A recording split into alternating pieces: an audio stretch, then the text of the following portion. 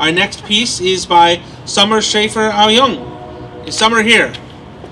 Please stand, be recognized. No, stand. It's a hazing process. Oh, all right, artists. Sommer is approaching her final year in the MFA program at San Francisco State University, where she's working on 2 collections of stories. You can read her first publications currently or forthcoming later this summer in BART's journal, 1111, Kill Author, Sparkle and Blink, and in volumes 15 and 17 at bangoutsf.com. Her story tonight will be Things Come to Life, read by Margarita Galindo. Ladies and gentlemen, yes. Ladies and gentlemen, Margarita Galindo reading Things Come to Life by Sommer Schafer-AuYeung. Of course. I'll have to turn it on. Let it go.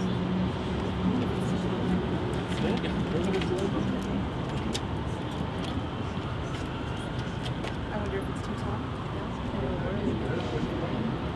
There we go. No?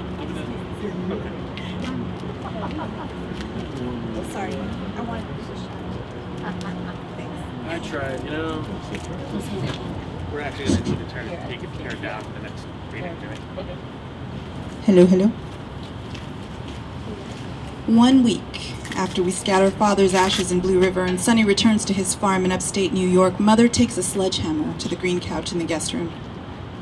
She works on that thing all afternoon, establishing a sleek line of sweat in the space between upper lip and nose, and by the smell of her, in more hidden places. At first I help her try to push it out the doorway by taking off the door, but it's heavy as shit from the bed hiding inside, and the harsh dents already in the door frame and on the opposite wall remind us of Father somehow getting it in the room in the first place 5 years ago. Nearly impossible. So Mother pulls off the seat cushions and stacks them outside in the rain-wet driveway. The way she breathes, hair forgotten, face simultaneously pale and flushed, eyes down. I at first fear she's going to put a match to them. She doesn't. Instead pulls on her boots and tramps out to the shed in the muskeg out back. Comes back with a sledgehammer. By this time the couch has started pleading with me, startled me with its whimpering moments after Mother left the house.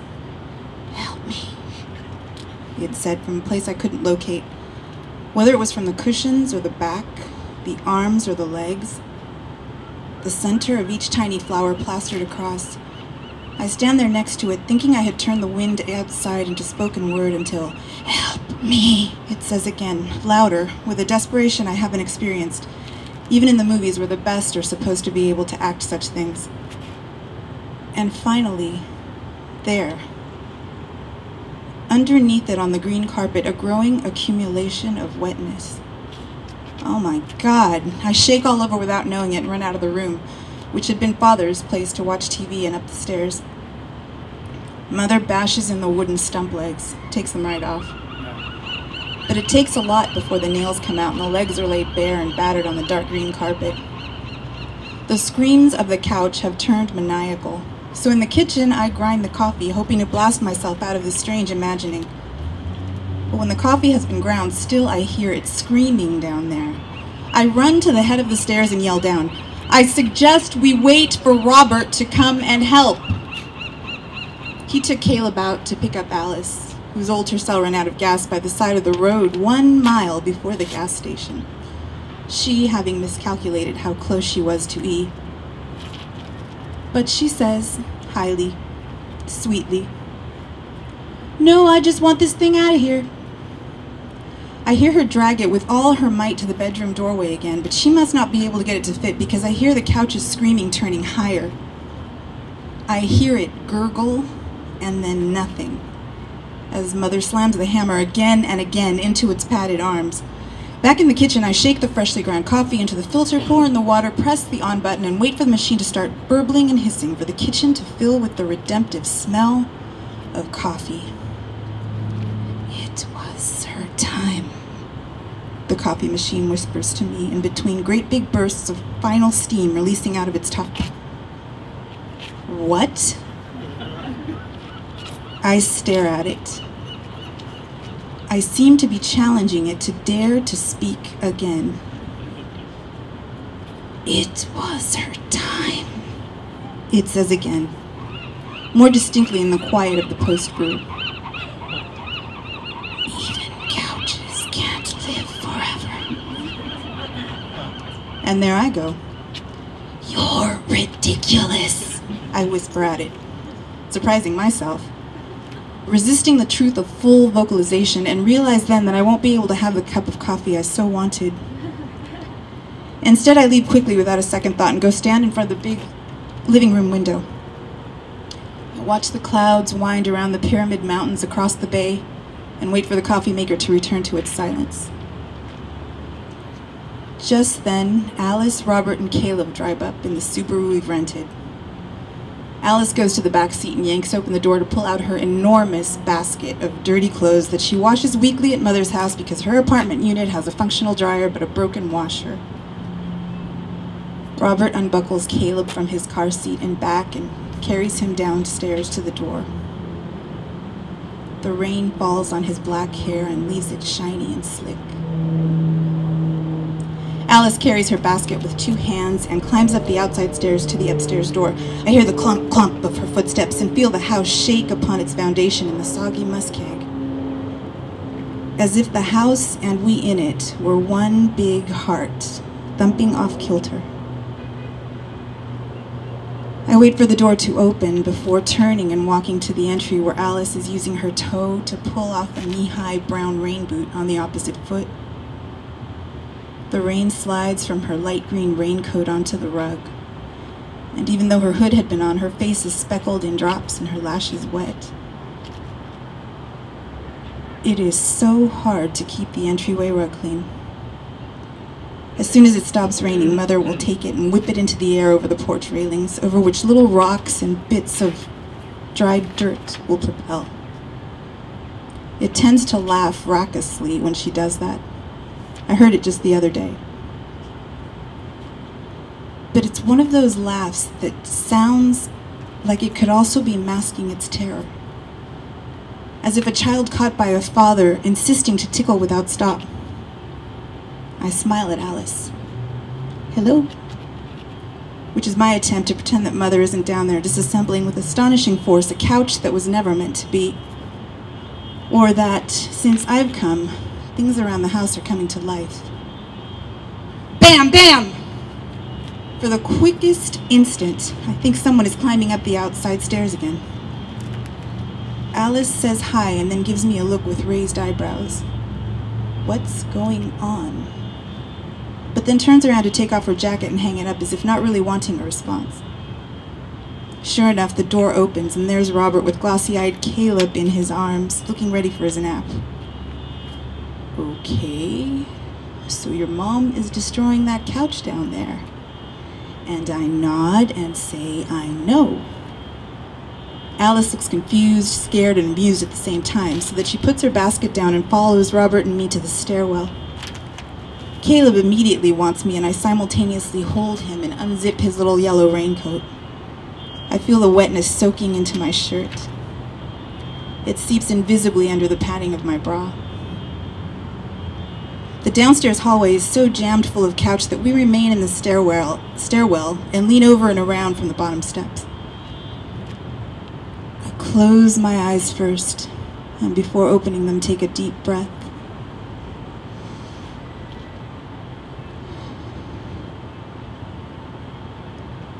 I notice the solidity of Caleb's body rising and falling with me.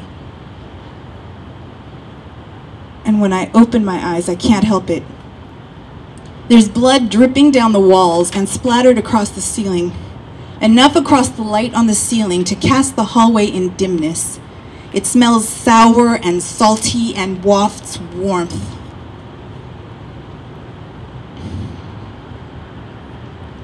Two days after Father's funeral,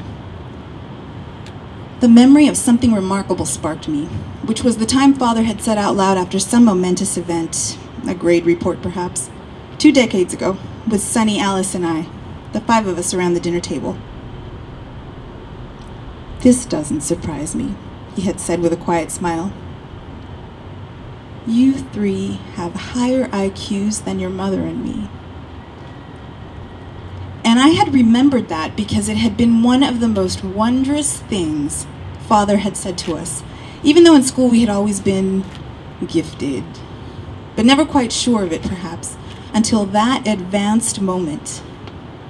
The three of us, teenagers though we were, probably still unsure of it today. Yet there was a sudden pallor that washed across the room. It was our later Chicago rental, the windows open to the sounds of traffic on Foster and the smells of the city and the humidity of summer, as if someone, one of us, were sucking up every last bit of the joy of the moment and exhaling a great anger. I turned to Mother, perhaps subconsciously already suspecting, who was shooting Father a hostile glance.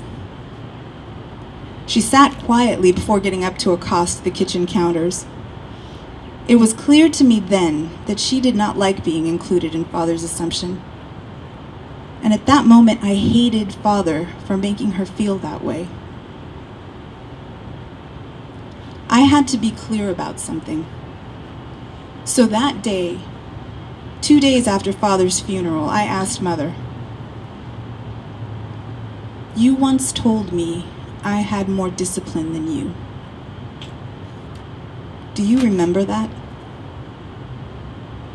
It had been another one of those times that she had startled me, Mother or Father, in the rare act of honestly admitting a gift in one of us, irrespective of and above either one of them, which heralded our individuality and our ability to rise up and succeed on our own, the prospect of which was something I had never really considered, though whose inkling of had most likely fueled in me a restlessness to leave the fold. And Mother, standing by the table, the pass-through from the kitchen to dining room laden with boxes of chocolates and flowers and cards, looked at me confusedly. And whether the confusion was sincere or not was hard to tell. A pattern of passive dishonesty I was beginning to see in her for the very first time, though new, uncomfortably, had been a fact for a very long time. "Oh," she stared at me with crossed eyebrows.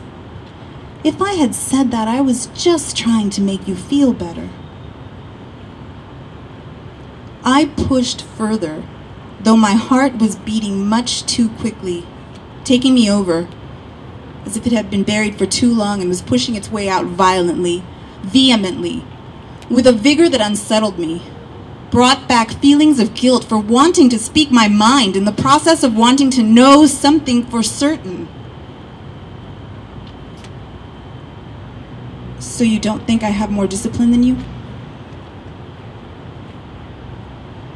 She looked at me with pity and sweetness, as if she were trying to love me. "Sweetie, no. Sometimes parents say stuff like that to make their kids feel better, that's all." I couldn't bear it. The sudden revelation of my amnesia dissolved. All those years of blissful, blind conspiracy with Mother against Father and the world. Behind the pieces dripping in red is Mother, face now completely rosy except for a white as snow forehead. She is breathing hard and leaning on a wall, the sledgehammer hanging from one slack arm. "Okay, that's done," she says, and gives a half smile without meeting our eyes. They seem to be trained somewhere else, the opposite wall or the floorboard or a dusty corner, or internal. No one even has to ask. "You take that," she says to me, pointing to the pile of wooden stump legs and long screws by the side of the wall. "And Robert, you take these, and Alice, help me with this." Robert and Alice grab their boots and climb over the pieces of the thing, leaving squishy footprints in the bloody carpet that disappear as soon as they appear. Oh. I hear the carpet moan. I carry Caleb to the guest room and tell him to stand on the recliner and watch us through the window. Watch us carry out the couch, I tell him cheerfully, so he won't cry when we leave. Tell him not to fall. The recliner's bass voice doesn't surprise me at all. We carry it all out to the end of the driveway where the garbage truck will pick it up on Wednesday. Should we just leave it here? Alice asks. Why not? Mother says a little too loudly, whipping her head around to look at her. Why shouldn't we leave it here? Caleb's little round head is barely visible from above the bottom of the window. He's watching us return. Once back inside, I rush to him. The walls and carpet and ceiling have sucked up all the blood. There isn't a trace anywhere. Instead, the guest room looks surprisingly empty, though there is still a dresser, TV, and recliner. They have started weeping profusely. It is the place Father liked to come to when he was alive. There where the couch was is a great big space of carpet streaked by cat fur and dust, slowly growing soupy with tears. There is a small patch of mold on the wall now revealed. Mother can't believe that mold. Doesn't understand where it came from. Maybe having more people around here the past week has increased the humidity down here. She rushes to the window and slides it open, and that one simple act sends the mold into fits of deep, belly-bubbling laughter. Before we know it, Mother is vacuuming with quick, urgent strokes the cat hair and dust and anything else left there invisibly behind. Then she is in the shower, and before we know it, Alice's dirty clothes are humming in their dirty water in the washing machine. A week later, we are still there. I tell Mother the toilet isn't working. It takes me 2, sometimes 3 flushes to get anything down, even the pee. Oh, just take it, she says. Take it like this. She pushes past me, grabs the metal handle, and throttles the thing. Clang, clang, clang. It goes. And I feel for that rusty chain inside being shaken out of its identity into something horrific and bad and conspiratorial. I'm taking you down, it says to the toilet. To me. To us. See me all rusty and nasty and breaking? It ain't just me anymore. It's you. We're going down, down together. Just watch it happen.